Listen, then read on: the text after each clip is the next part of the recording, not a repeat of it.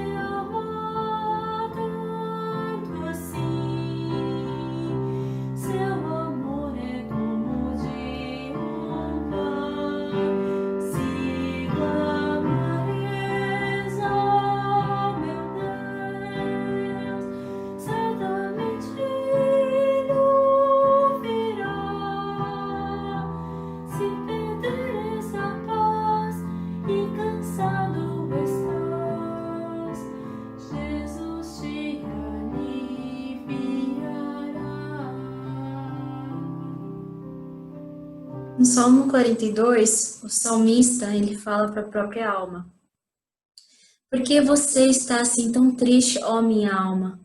Por que está assim tão perturbada dentro de mim? Ponha a sua esperança em Deus, pois ainda o louvarei. Ele é o meu Salvador e o meu Deus. E o salmista, ele repete esse trecho mais uma vez, né, durante o Salmo 42. E eu acho que transmite, né, para a gente a importância de olhar para o Senhor, né, olhar para o nosso Salvador e o nosso Deus e depositar a nossa esperança nele. E o meu desejo, né, que possamos ser, né, que nem a corça, né, que suspira pelas águas correntes, né, e que a nossa alma possa suspirar, possa desejar, anseiar pela presença de Deus. E com isso a gente vai cantar a próxima música.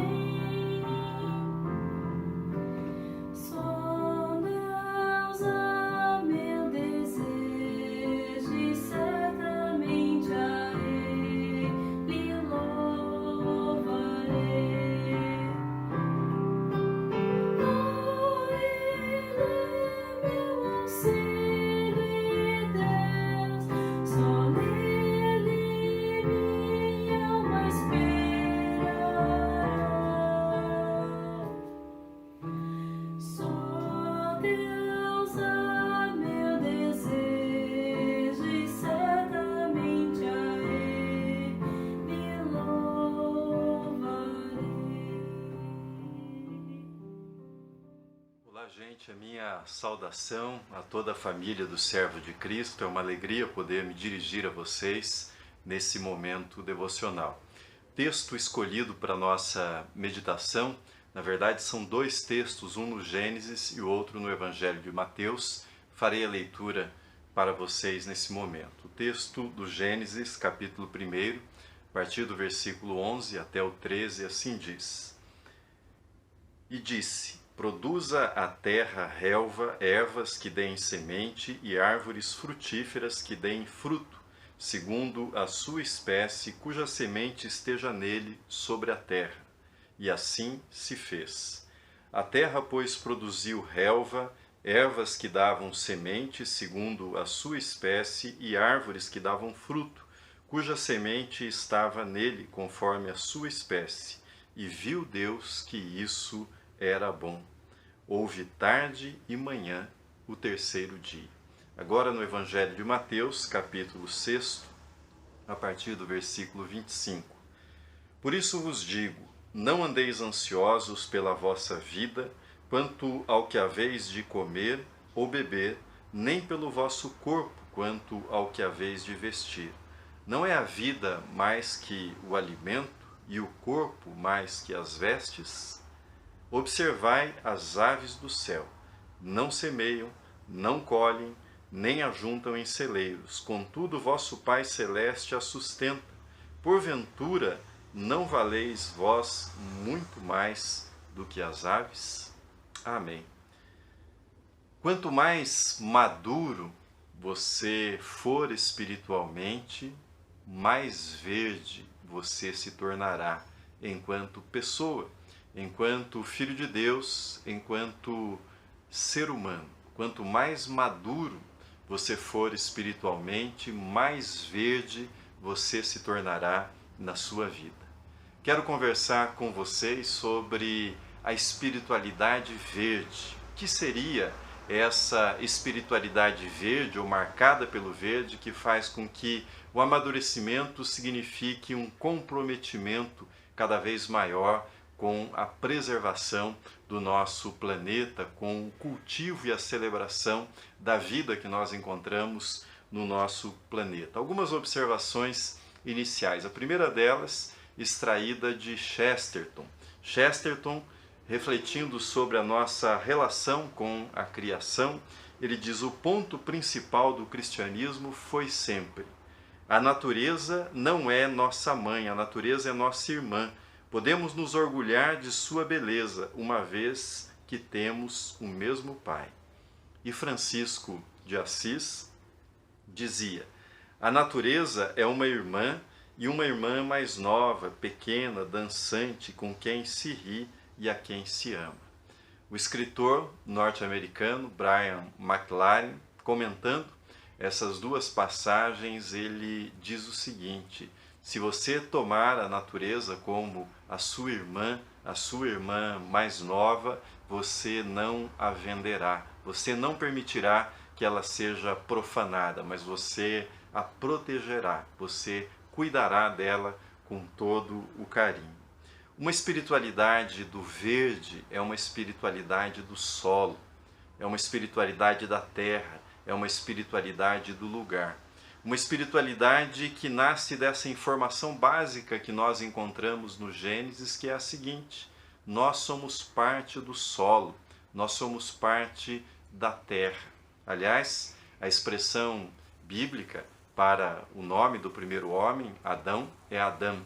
E a expressão bíblica no hebraico para a terra é Adamá, ou seja, a raiz é a mesma. Quando nós passamos para o latim, nós temos no latim para designar o ser humano, o homem, homo, e para designar a terra, humus, também com a mesma raiz. Nessas duas línguas, a verdade que está sendo proclamada é a mesma. Nós somos parte da terra, nós somos parte do lugar, nós somos parte do solo. Nós não podemos conceber a nossa espiritualidade como alguma coisa desconectada da terra, como se nós flutuássemos pelo planeta e não fôssemos parte da Terra, parte do planeta, parte da própria vida. Então, uma espiritualidade do verde significa esse reconhecimento da nossa ligação radical com a terra, com o solo, com este mundo que nos foi dado. Uma segunda dimensão importante da espiritualidade do verde é o reconhecimento que nós não estamos sozinhos nesse jardim. Nós temos ao nosso lado outros habitantes que dividem conosco esse jardim. E aqui é importante fazer uma observação. Há muitos nos nossos dias que corretamente se preocupam com a dimensão ecológica da preservação do nosso planeta, mas há gente que muitas vezes gosta mais de plantas e animais, de cães e gatos, do que de seres humanos, que louva a Deus pelas araucárias, pelas cachoeiras, pelos oceanos, pela beleza das flores, mas não reconhece a imagem e semelhança de Deus nas outras pessoas. Tudo bem que é mais fácil louvar a Deus pelas araucárias, por exemplo, pelos ipês floridos, do que por aquele vizinho rabugento ou por aquela pessoa que é membro da sua família e que muitas vezes traz tanto aborrecimento para a sua vida. Mas o Gênesis proclama essa verdade que nós não podemos ignorar. Nós estamos no jardim com plantas, com animais, mas também com outros seres humanos, com a comunidade de humanos, com a comunidade humana. Há um livro muito famoso de José Saramago, intitulado Ensaio sobre a Cegueira, e esse livro se transformou num filme que foi dirigido por Fernando Meirelles, o premiado cineasta brasileiro, e nesse livro, que depois gerou esse filme, a história contada é de uma cegueira repentina que se abate sobre os moradores de uma cidade. Um dado personagem está parado no semáforo e de repente ele não consegue mais distinguir as cores do semáforo. E esta cegueira que vem, vai se espalhando, vai contagiando rapidamente os moradores daquela cidade, e esses moradores são recolhidos então num espaço, e ali eles são colocados numa quarentena, num esforço para tentar conter o espalhamento daquela doença. E nessa quarentena eles vivem um verdadeiro inferno. Começam as facções, as brigas, todo tipo de violência nesse período que eles estão isolados, estão em quarentena. José Saramago, você deve saber, era um ateu declarado, mas ele construiu, mesmo nessa condição de ateu, ele construiu uma das metáforas espirituais mais fortes sobre o tempo no qual nós vivemos. A cegueira que ele conta nessa história não é a cegueira, a amaurose, que é a cegueira marcada pelas trevas, marcada pela escuridão, mas é uma cegueira pastosa, é uma cegueira leitosa, uma cegueira que é um embotamento. E José Saramago, quando comenta essa cegueira que caiu sobre os habitantes daquela cidade, ele denomina ou atribui essa cegueira ao narcisismo, que nasce do fato de termos olhos para dentro, olhos que só enxergam a nossa própria vida, o nosso próprio interesse, e não enxergam o interesse da comunidade, dos demais habitantes do jardim. Não vou dar o spoiler do filme, do livro, mas o problema começa a ser vencido quando eles saem da quarentena e vão para a casa de uma família e os diferentes formam uma verdadeira comunidade. Mas você pode conferir o livro e pode conferir o filme. Mas é uma imagem muito sugestiva para a cegueira que marca o nosso tempo, que faz com que nós não percebamos as cores e principalmente não percebamos o verde da criação. Mas uma espiritualidade do verde é também uma espiritualidade da confiança em Deus. O texto que eu li para vocês no Evangelho de Mateus, o Sermão do Monte, faz alusão à ansiedade. Nós vivemos, nesse período da pandemia, tempos de muita ansiedade. Ansiedade com a nossa vida, com o nosso sustento, com a nossa saúde, se os nossos familiares estarão bem, se as nossas atividades poderão ser retomadas, quando serão retomadas. Nós fomos visitados uma tempestade de diferentes questionamentos em torno da ansiedade veio sobre nós. Jesus, ao falar da criação e a nos convidar à contemplação da criação divina, ele nos lembra que o Deus Criador, relatado no Gênesis, é também o Deus preservador, aquele que na sua providência cuida das suas criaturas e cuida de nós, seres humanos, seus filhos, feitos à imagem e semelhança dele. A ansiedade não vai nos levar a lugar nenhum, a não ser trazer mais estresse, mais tribulação para a nossa vida. Nós somos convidados numa espiritualidade que cultiva o verde a descansar em Deus. Nós estamos nas mãos de Deus, somos cuidados por Deus, somos filhos de Deus e Deus haverá de nos guiar para fora dessa pandemia. Termino essa meditação que dirijo a você recuperando algumas palavras de um teólogo muito famoso no século XX, chamado Teilhard de Chardin. Ele escreveu palavras fortíssimas sobre a humanidade no século XX. Ele diz: não está distante o dia em que a humanidade perceberá que está biologicamente cara a cara com a escolha entre suicídio e adoração. A espiritualidade do verde que eu estou propondo nessa meditação, que cultivemos, é uma espiritualidade que é um convite à adoração do Criador.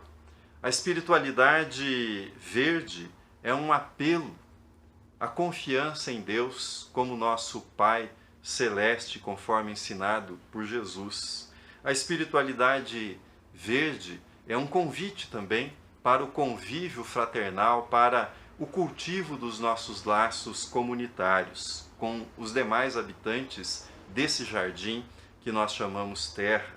A espiritualidade do verde é um chamado também à humildade. Lá no Gênesis está dito: tu és pó e ao pó tornarás.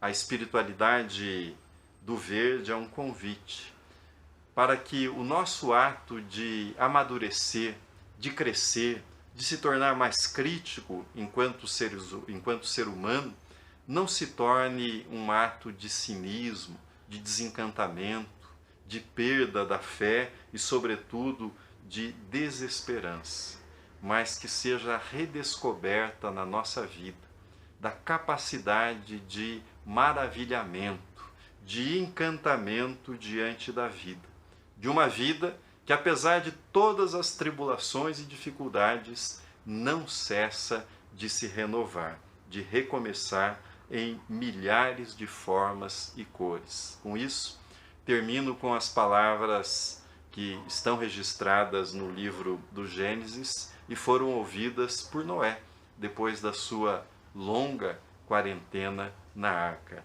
Assim ele ouviu de Deus: pois enquanto durar a terra, não deixará de haver sementeira e ceifa, frio e calor, verão e inverno, dia e noite. Deus o abençoe e que você se torne cada dia mais verde. Amém.